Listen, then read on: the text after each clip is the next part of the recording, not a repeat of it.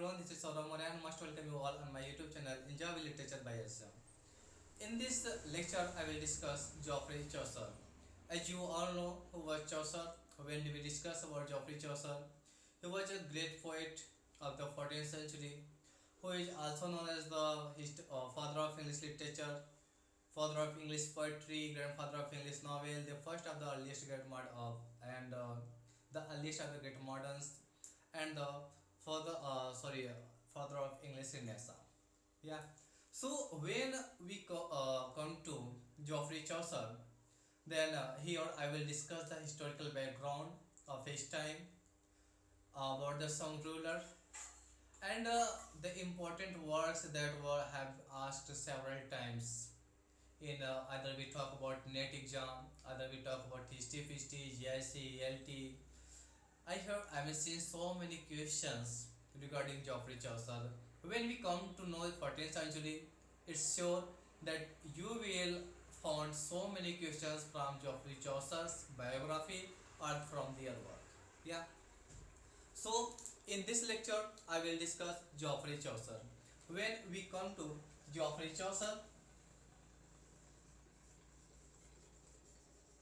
Geoffrey Chaucer, we know that Geoffrey Chaucer belonged to the 14th century, or we can say he was the 14th century poet. He belonged to the 14th century. This is a time when we discuss the here in this lecture. I will discuss biography and some important works of Geoffrey Chaucer. When we come to the point of the birth of the Geoffrey Chaucer, this is a time 1340. According to some people, when we see here that when we read, I mean in many books, I have studied from many books about Geoffrey Chaucer. I have found somewhere the birth of Geoffrey Chaucer like 1340. Somewhere we will get 1342, somewhere we will get 1342 to 43, somewhere we will get 1345. There is no exact date that mentioned or accepted the exact day of B or date of birth of Geoffrey Chaucer. So when there will be an exam, they will come 1340. If there is a 1340, then that is also right one. If there is no any issuing date between 1345 to 1340, and there is a fourth option, then must go for 1340 or 42. You will be right one. Yeah. So this is time of the birth of Geoffrey Chaucer. Is birth date, and this is time also when we come to some political or when some wars. Then here the 100 years war war began from 1337 to 1452. It then, this is also known as the 116 years war. This is also known as the 116 years war. Must remember this point, that your 100 years war is also known as the 116-year war. Okay. Okay. Next, come to the Geoffrey Chaucer. When we come to Geoffrey Chaucer, we all know he was the first national poet of England and also the first poet who was buried on Westminster Abbey. Yeah, that's a poet's corner, Westminster Abbey. Next, we come to the right point for the Geoffrey Chaucer. When we come to Geoffrey Chaucer, yeah, we only read Geoffrey Chaucer, but what was the exact, what was the real, what was the origin of from where this word Chaucer derived? We come to know when we come here about Chaucer. Then there is a French word. The word Chaucer derived from French word. What? Chaucier. Chaucier. The word Chaucer derived from a French word chaussier, which means which means shoemaker. Shoemaker.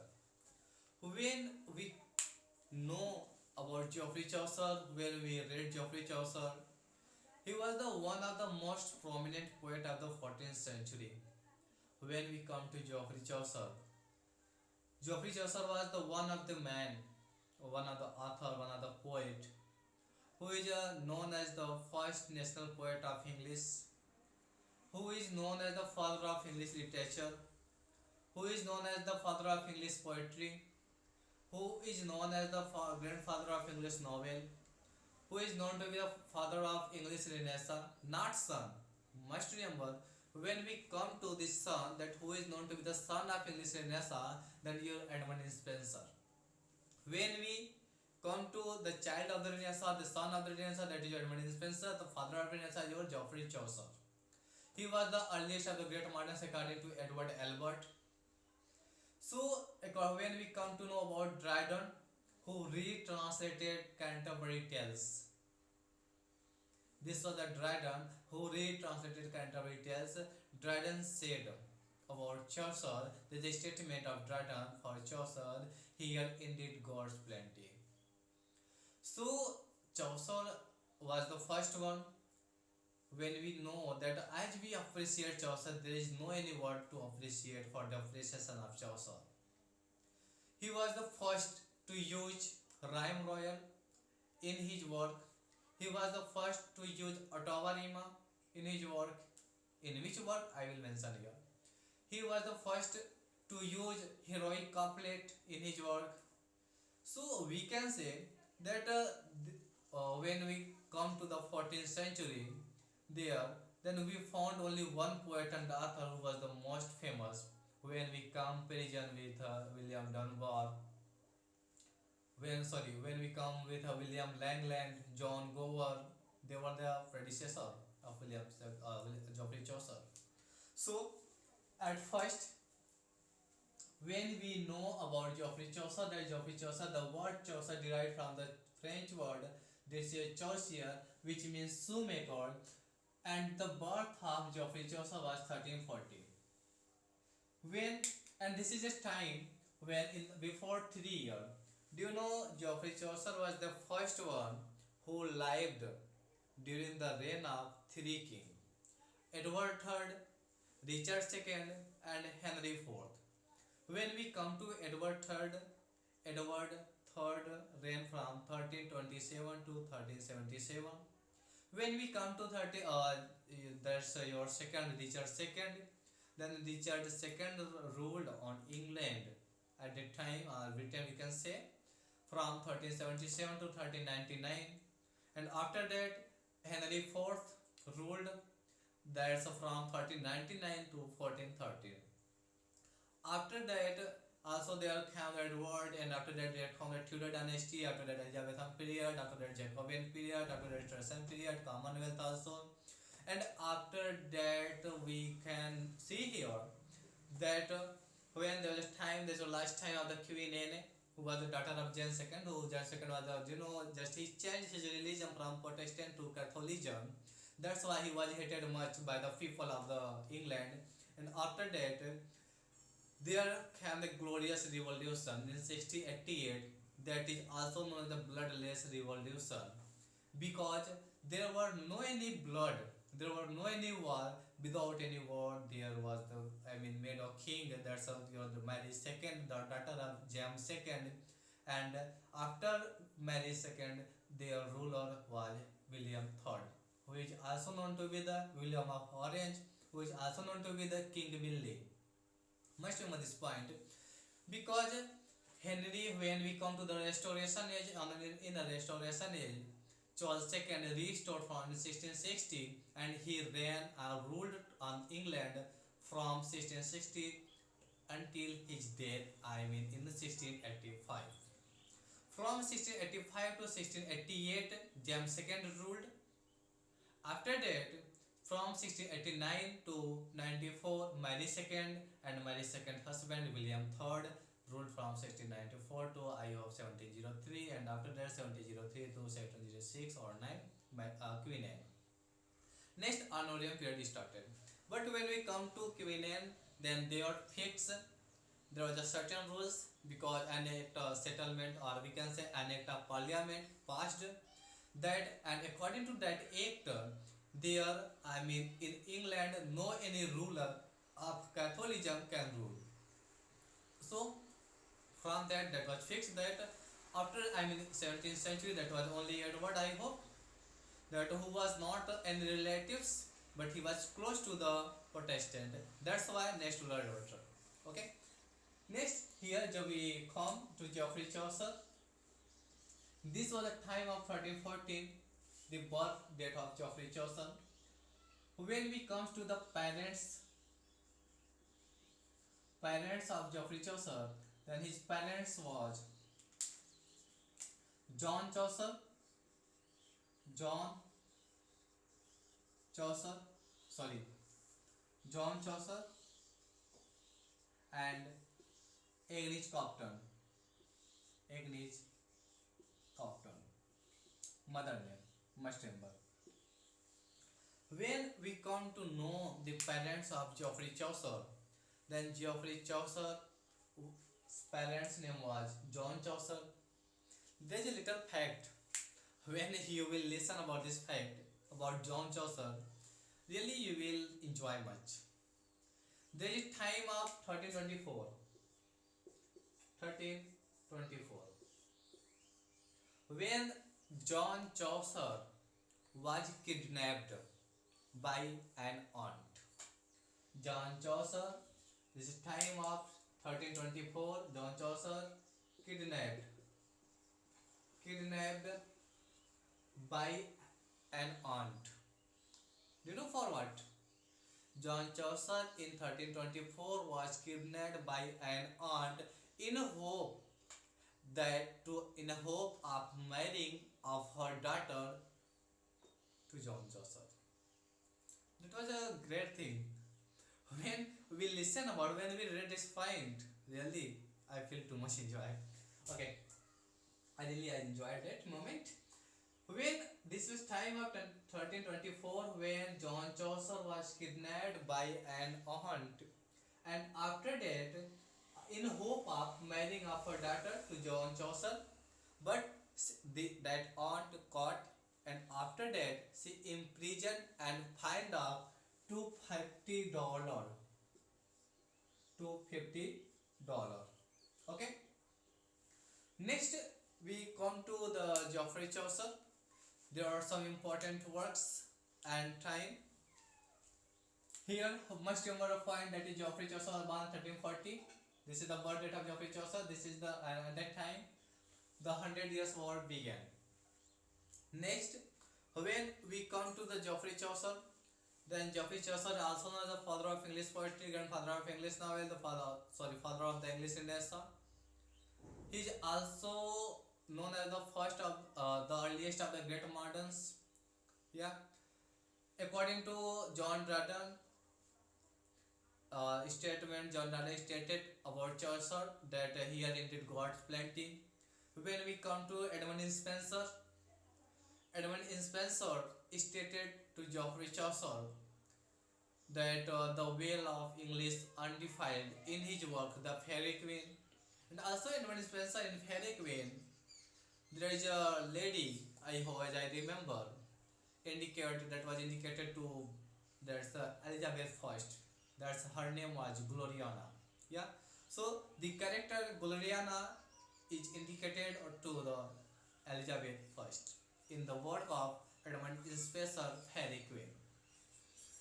So here, this is time. Just swiping all these things. I hope you will have understand. When we come to Geoffrey Chaucer, then we can find here that Geoffrey Chaucer was the first one to use rhyme royal. Geoffrey Chaucer was the first one, the first poet to use rhyme royal, rhyme royal stanza. What What is Rhyme Royal? What is Rhyme Royal? When we come to the Rhyme Royal, then Geoffrey Chaucer, I am just repeating again and again. That's the main reason that from Rhyme Royal, who was first started Rhyme Royal, this question have been asked several times. I cannot mention exam, that in which exam, because I have seen in TGT history also, in GIC paper also. NET, it's a sure one. Normal PG entrances like Central Universities, DU, BHU, JNU, it's common one that they have asked several times. Yeah, so don't forget to remember this one. When we come to Geoffrey Chaucer, then Geoffrey Chaucer used first time Royal stanza. What is Rhyme Royal stanza? Rhyme Royal stanza is a 7-line stanza. 7 line stanza in iambic pentameter. Iambic pentameter. Next, when we come to know the Ottawa rima,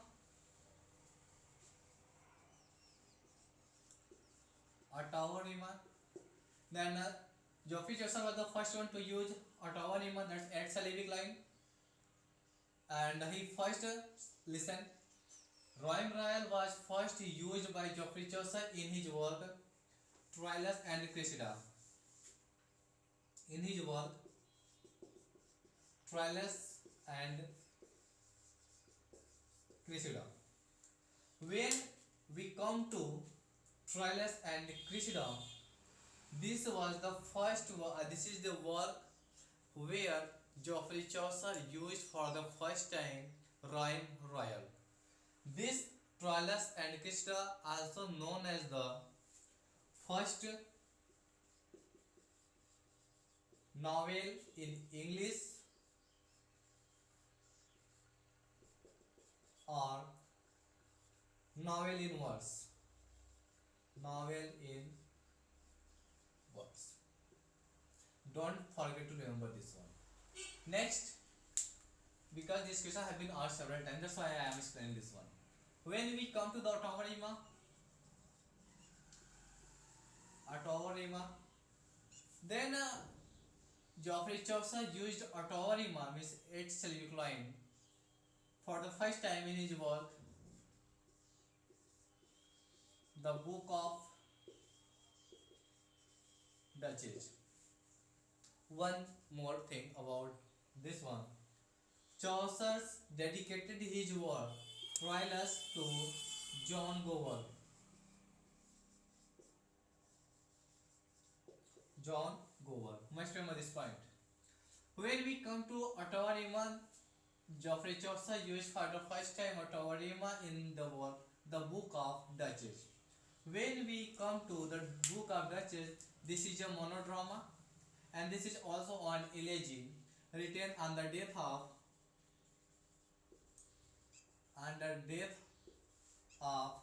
Duchess of Blanche of Lancaster. Sometimes there is an option Duchess of Lancaster, sometimes there is an option for Duchess of Blanche. So you can choose anyone, both are correct. Yeah, don't forget that I mistaught that the Duchess of Blanche or Duchess of Blanche, and somewhere you will found that Duchess of Lancaster. What should I to choose? What should I to select in the exam? Both options are right one. Yeah. On the death of the Duchess of Blanche, do you know who is Duchess of Blanche? This is John of Gaunt's first wife. Must remember this point. The Duchess of Blanche was the queen, also we can say the first wife of John of Gaunt. Gaunt. Yeah, Gaunt. And after, do you know when we come to the third wife? Because when we will come to the wife of Geoffrey Chaucer, that's Philippa de Roet. I hope their marriage was in 1366, as far I remember. To the Philippa de Roet,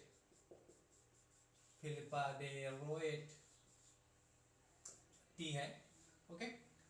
Philippa de Roed, his sister, she was the sister of Catherine Simford. Catherine Simford, yeah, and Catherine Simford was the third wife, third wife of John of Gaunt. Okay. Next, we come to the heroic couplet. When we come to heroic couplet, then here I hope don't forget all these points. These questions have been asked several times in your exam. When we come to the heroic couplet, then Geoffrey Chaucer used for the first time heroic couplet in his work The Legend of Good Women. Yeah,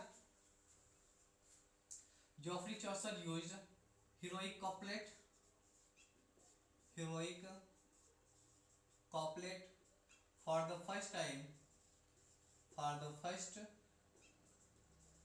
time in his work, in his work, the legend of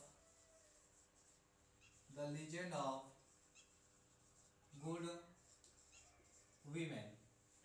Okay, you know these questions have been asked several times. Either we talk about net exam, either we talk about TGT, either we talk about GIC, either we talk LT, other we talk normal page entrances like Central Universities entrances. You will find these questions everywhere. Yeah. So this is much important to know that who was the first one to use heroic couplet and in which work. Yeah. So Geoffrey Chaucer was the first one to use heroic couplet in his work, the Book of Dutch. The Legend of Good Women. When we come to the book, the Legend of Good Women, in that work, there were the description of 9 legends. Sometimes these questions have been asked, yeah, asked that how many legends are in the Legend of Good Women. Then there are total 9 legends. Somehow I hope as far I remember some names like Cleopatra, Thisbe, Dido, Philistine, Philia I hope, and Philomela, Hypermestra, and some one or two more. Yeah. So don't remember. Medea, Lucrece. These are the 9 legends. That I mean, do you know they will just give the list of the 4 or 5 or 6 name in net exam, and after that they will say to you, I mean they will ask in that exam that just mention the right one, the right order. They just enter any other name, different name, and just you will fall if you don't know about the names of the 9 legends of the work of the good, the legend of the good women. Yeah. So this is about Geoffrey Chaucer. Please note down all these points, and I will go next.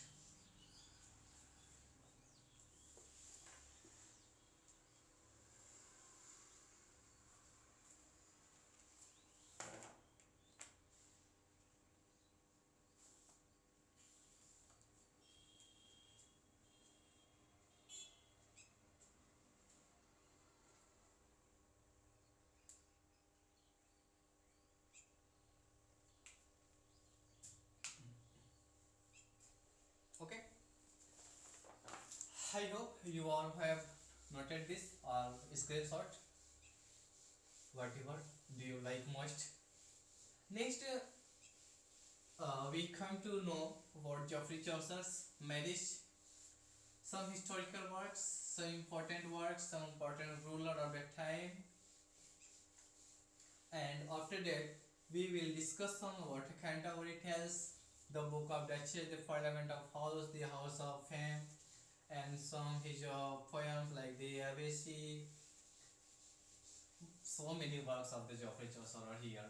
Mainly that have been asked several times in examinations. That's from Canterbury Tales and the Book of the Duchess and the Legend of the Good Women. not from the Troilus and Cressida. You one point that you must remember that Chaucer dedicated his Troilus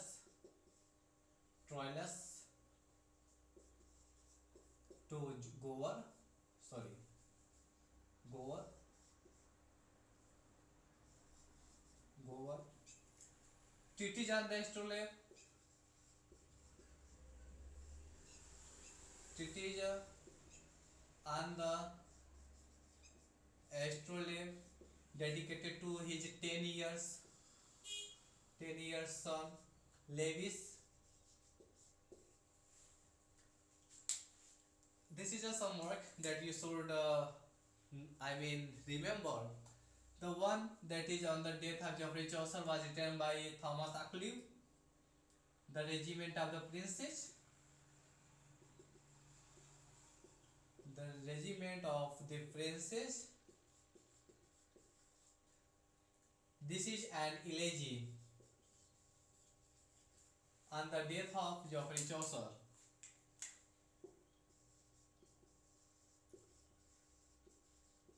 On the death of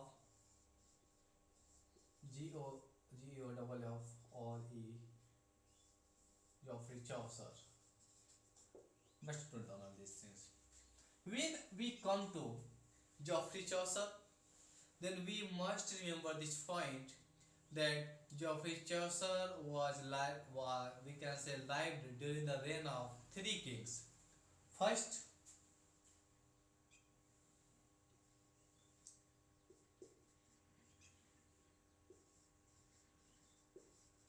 Edward III, Richard II, and third one Henry IV. When we come to the time, this is from 1327 to 1377. This is from 1377 to 1399, and this is from 1399 to 1413, as far as I remember. I hope 25 o'clock 1400 is the death of Geoffrey Chaucer. And here, when we come to the Geoffrey Chaucer, then Geoffrey Chaucer just he wrote all his works in three languages, that is French,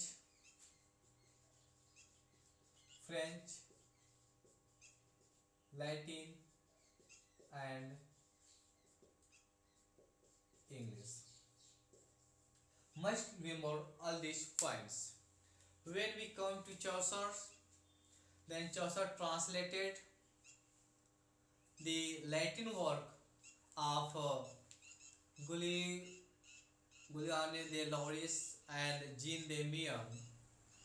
The work of their name was Roman de la Roche, which come to the work of Geoffrey Chaucer in the French, his French work as the name Romance of the Roche or Romance of the Roche. They are such taken and after that, must remember, Chaucer translated the work of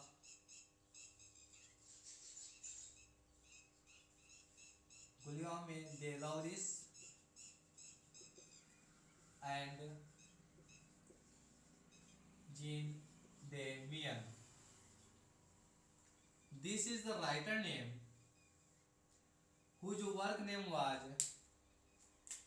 Le Roman de la Roche. Yeah, Chaucer translated his work in his from Latin to, I hope, in French or English, like as the name Romance of the Roche. So must remember this point, because I seen so many questions that were asked in the WITWOP net exam. So many exams I will not mention here. names of the writer. Next, we come to the find some important writer who is stated about the Chaucer. Please take a screenshot or note down in your book or copy.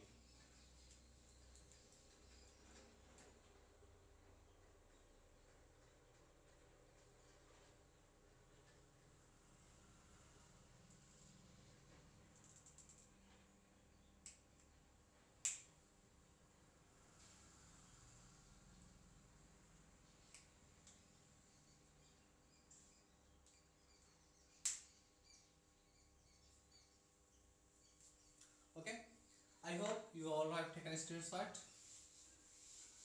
Next, when we come to Geoffrey Chaucer, let's uh, let's come some important point, some important statement. Before going all those statements, I will discuss the Geoffrey Chaucer. Some important thing like we can see here that his marriage date. Already I had discussed here. This is time of 1366 when Geoffrey Chaucer was married to Philippa de Roet. Philippa de Roet. She was the waiting in the reign of Edward III, and after that she is the sister of Catherine Simford. Already I have discussed here. Catherine Simford. Sorry, SWYN. SWYN Who is Catherine Simford? Catherine Simford was the third wife of the John of Gaunt. Must remember. Next, here we come to know about the Geoffrey Chaucer. That Geoffrey Chaucer was the first poet. I'm not going by by chronological work of the Geoffrey Chaucer. I'm doing it as for the exam point of view.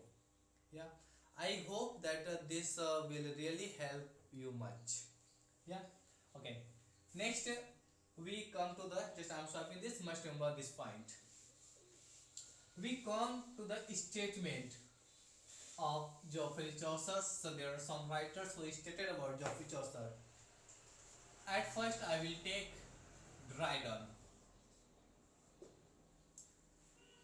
Dryden was the most important poet of the 17th and 18th century.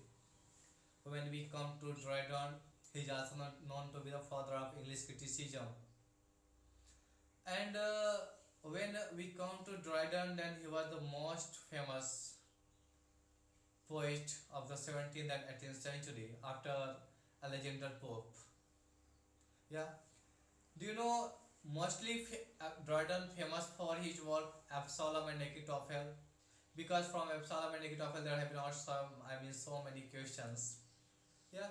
Dryden stated about Geoffrey Chaucer that why was Dryden famous? I would like to tell you a thing.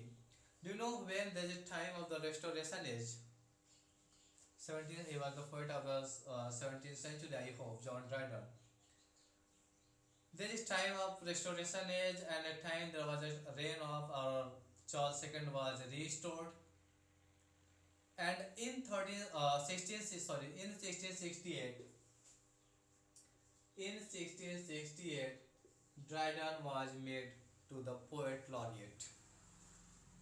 Dryden was made poet laureate. Poet laureate.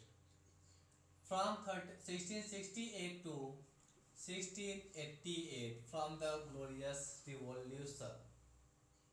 After that, when after James II, when there come William III and Mary II, just he removed from the position of the poet laureate to the John Dryden, and they appointed to Thomas Shadwell. Thomas Shadwell from for 1618 to 1692. After that, after Thomas Shadwell, there became the Nahum Tate. Nahum Tate from 1692. Yeah. After that we come to the when we tell the first line is that in 1813, sorry, after that I don't know. But when we come to the same important word like Robert South, and after that we come to know about William Wordsworth, we come to know about Tennyson. So these were the most, I hope they we can say they were the representative poet of the, I mean, of that century. So here we come to when we come to John Dryden. Then John Dryden stated about Chaucer that he statement what for Chaucer that here indeed God plenty. Okay. Next we come to Edmund Spenser. Edmund Spenser. According to Edmund Spenser, he stated to Geoffrey Chaucer, the veil of English undefiled in his work, in his work, The Fairy Queen.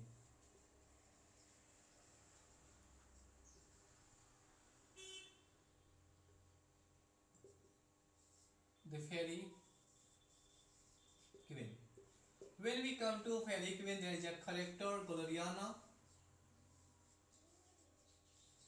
that indicates to Elizabeth first.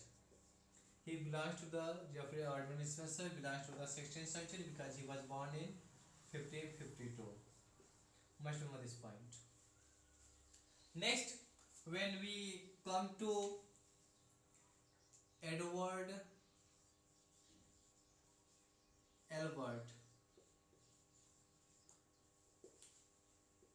according to Edward Albert, he stated Chaucer the earliest of the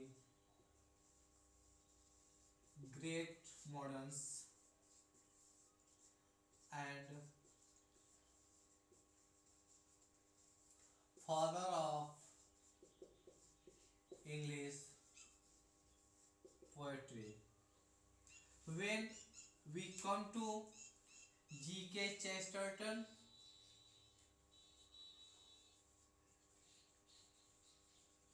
when we come to G.K. Chesterton, according to G.K. Chesterton,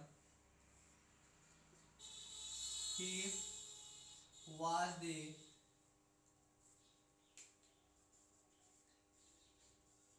he was the father of English poetry, but also the grandfather of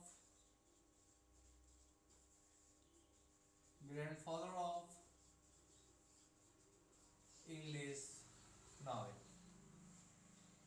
So these were the some important, we can say, author, we can say critics, poet who stated about Geoffrey Chaucer.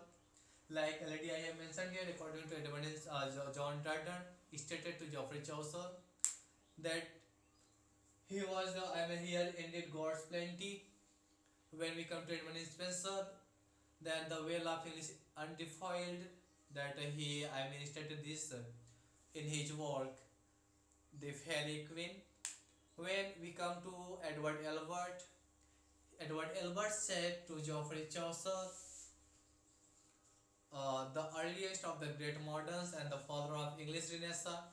When he come to G.K. Chesterton, G.K. Chesterton stated to Chaucer that he is the father of English poetry, but also the grandfather of English novel. That's why we know Geoffrey Chaucer, the father of English poetry, the father of English literature, the father of English Renaissance, the grandfather of English novel. Yeah. So please Take a screenshot or note down all these points.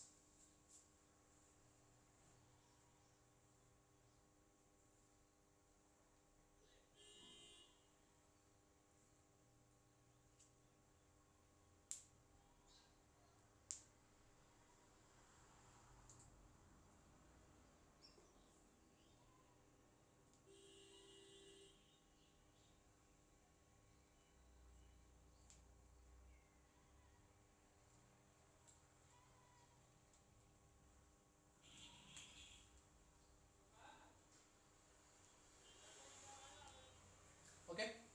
As I know that you all have been taken a screenshot. You have noted all these points. Next, we come. Sorry. Okay, I will write once. Just we come to the next point of the Geoffrey Chaucer.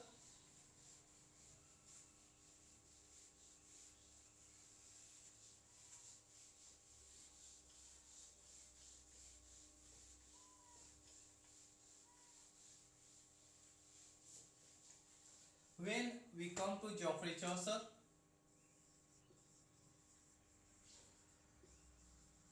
Geoffrey Chaucer, we can say here that according to Dryden, also he was the father of English poetry. The statement of Dryden, he was the father of English poetry. Father of English poetry. Next, one more point about the Canterbury Tales, that there is a W.J. Long. I know that you all have read this book of the William J. Long, that is the history of literature. William J. Long stated the Canterbury Tales, I mean the prologue to the Canterbury Tales, as the prologue to the modern fiction, big fiction, because of its realism. Must remember that William J. Long, W.J. Long, stated Geoffrey Chaucer's work, the prologue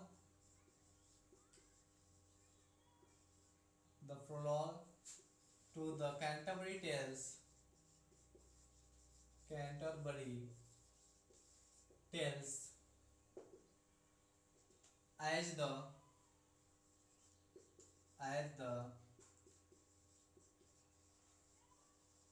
prologue to the modern fiction,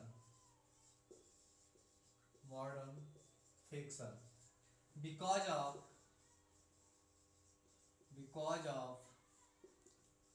its realism. When we come to the Canterbury Tales, the plan of the Canterbury Tales taken from Boccaccio Decameron. Must remember this point. When the, just here we have discussed Canterbury Tales, so some know something about Canterbury Tales. When we talk Canterbury Tales,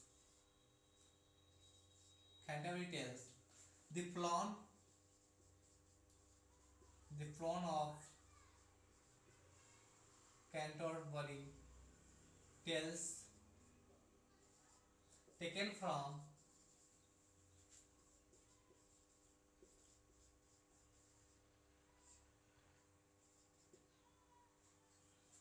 Boccaccio. This is a work of Boccaccio's Decameron. Okay.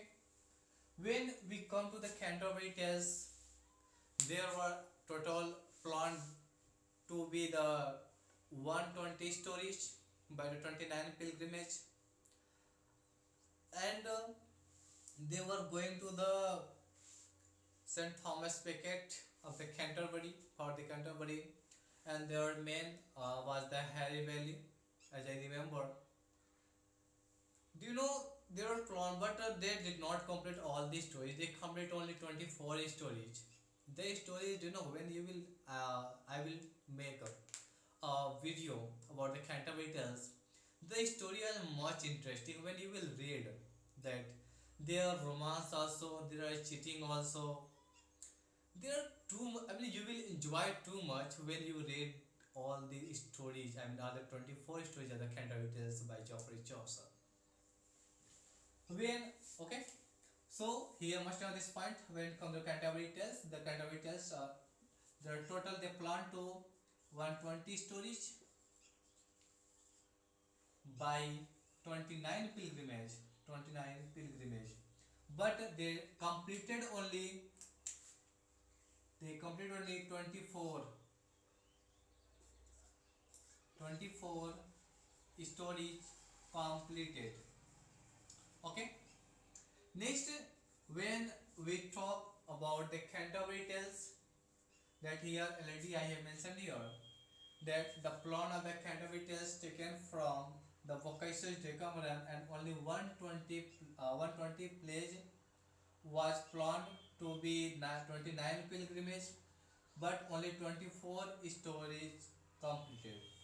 Next, when we come, because the Canterbury Tales was not complete one, it was started. I mean, the Canterbury Tales was started to writing in 1387, and you all know that on November 1400 there was the death of Geoffrey Chaucer, and Geoffrey Chaucer was the first poet who was buried in Poets' Corner, Westminster Abbey. Sometimes descriptions ask in our exam that who was the first poet to be buried in Poets' Corner, that is your Geoffrey Chaucer. Yeah, the Canterbury Tales planned to write from, sorry, it was writing from 1387 to, and not completed from 1400. Yeah, this is unfinished. Yeah, we can say unfinished. Yeah, uncompleted work, unfinished work. Yeah, so much about these points. Next, we come to the some work of the Geoffrey Chaucer. Here I will discuss. I hope you all have taken screenshot. Yeah. Next, when we come to the Geoffrey Chaucer some work, we will discuss in later of the French period, Italian period, and English period. Sorry, yeah, of their, I mean, French period, and after that I will discuss some work of his Italian period, and after that I will discuss his English period works. Yeah, when we come to this French period works, that is your list of the French period.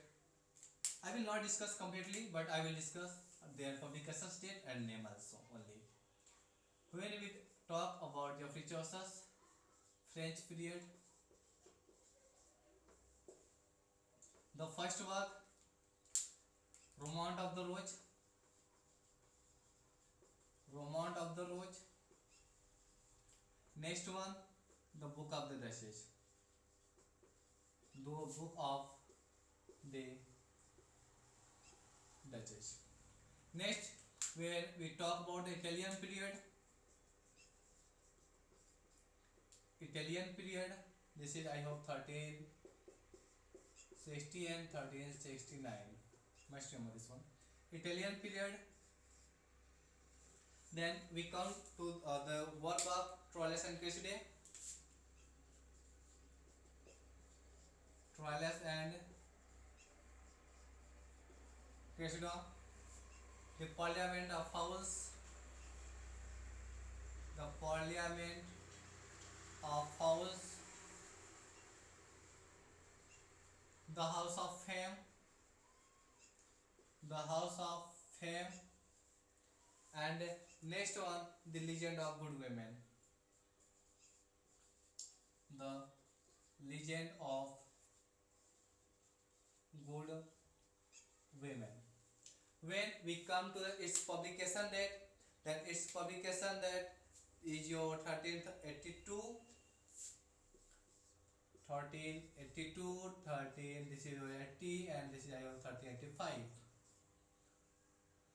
1385.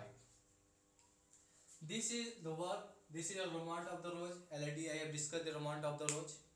That's its source taken from Giovanni de Loris and Jean de Meung's work that was your Le Roman de la Roche. Sometimes there is a questions. I hope this is the question from the same work. Amor vincit omnia. These questions sometimes asked many times. Asked in an exam. That what does this mean? Amor vincit omnia. I hope this was taken from the Canterbury Tales. Its meaning: love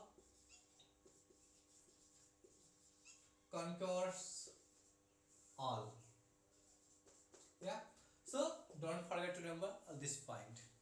Next, we come to the book of the Duchess. Already I have discussed here that the book of the Duchess is this is an elegy and monodrama also. Sometimes we people say according to the study that this is dream allegory also because there is a true story. And this was written on the death of Duchess of Blanche or Duchess of Lancaster, who was the wife of the John of Gaunt. Next, we come to the Italian period. This is Troilus and Cressida. We already have discussed about Troilus and Cressida. That this was the work where the Geoffrey Chaucer first time used rhyme royal, and its rhyme scheme was A B C C. Yeah. Sometimes these questions ask. This is a Parliament of Falls written and published in 1382. Next we come to House of Fame 1380. Next we come to Legend of Good Women. When we come to the Legend of Good Women, then this is the work of Geoffrey Chaucer, when Geoffrey Chaucer used heroic couplet for the first time in this work, and this is the 10th. This is decasyllabic in a decasyllabic lines also, and in this the Legend of Good Women, there are descriptions of the 9 legends. Yeah, must remember description of 9 legend. I know you can remember the names like Cleopatra, Thisbe, Dido, Hypermestra, Philomela, Phyllis. This is your Medea, Lucrece, and I have one more name. I'm not even bothered about. Yeah. So please note down all these words. Next, I will discuss the last word, that is the work of the English period. Please take a screenshot or note down in your book. Next, I will talk about the English period.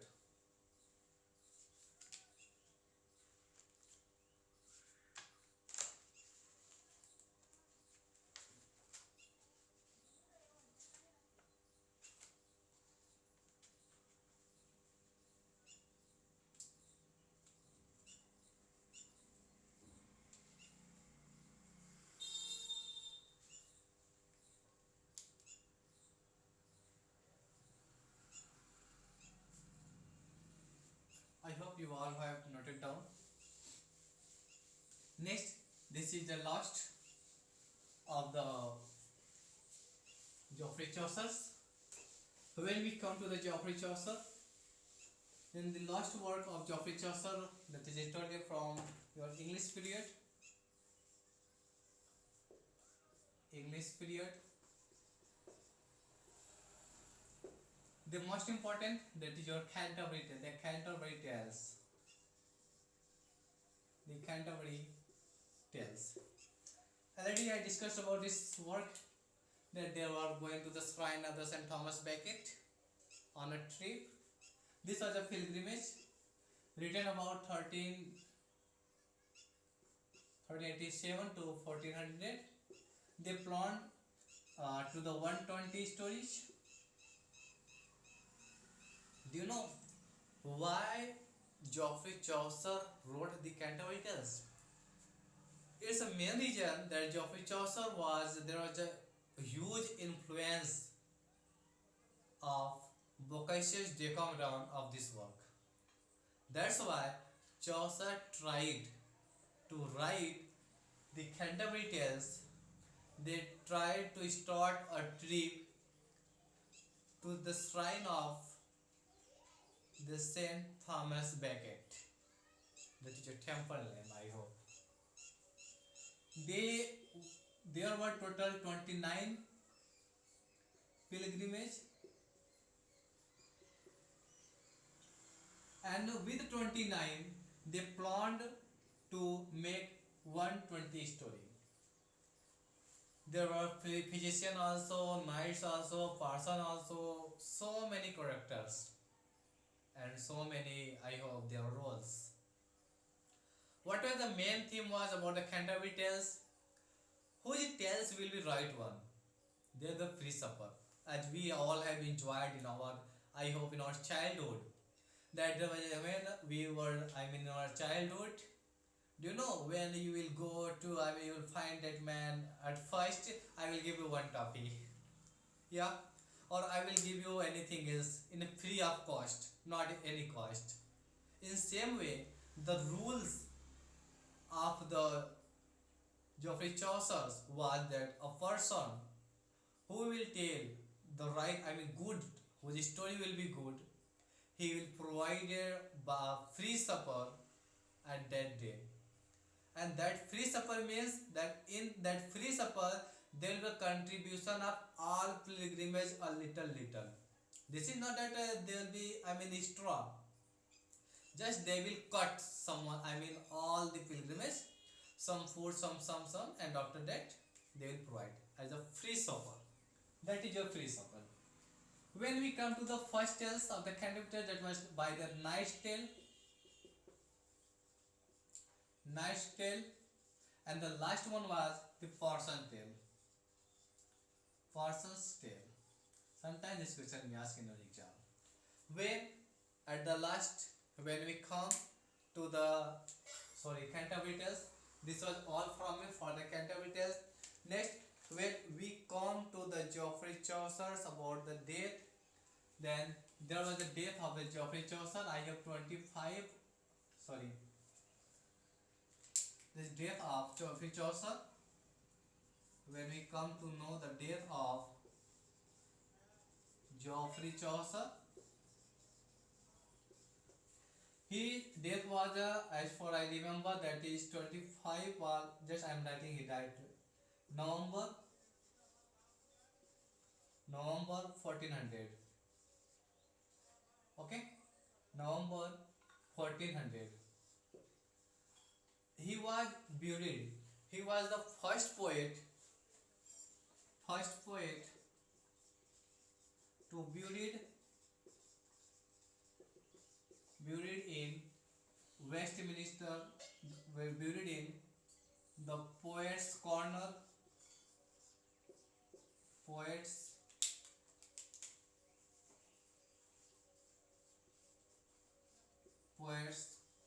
Corner, Westminster Abbey.